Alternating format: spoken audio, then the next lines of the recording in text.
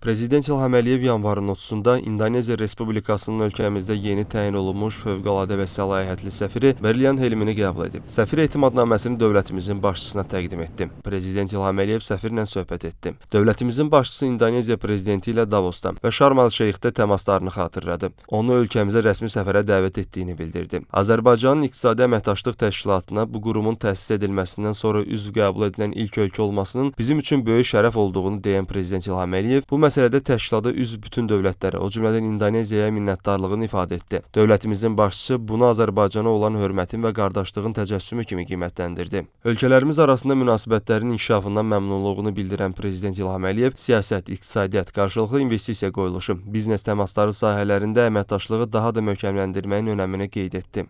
Azərbaycan prezidenti səfirə fəaliyyətində uğurlar arzuladı. Qəbula görə dövlətimizin başçısına minnətdarlığını bildirən Berlian Helmi, fəaliyyəti dövründə dövlətlərimiz və xalqlarımız arasında dostluğun və qarşılıqlı faydalı əməkdaşlığın möhkəmləndirilməsi üçün səylə çalışacağını dedi. Söhbət zamanı Azərbaycan-İndoneziya ikitərəfli əlaqələrinin perspektivlərinə dair fikir mübadiləsi aparıldı.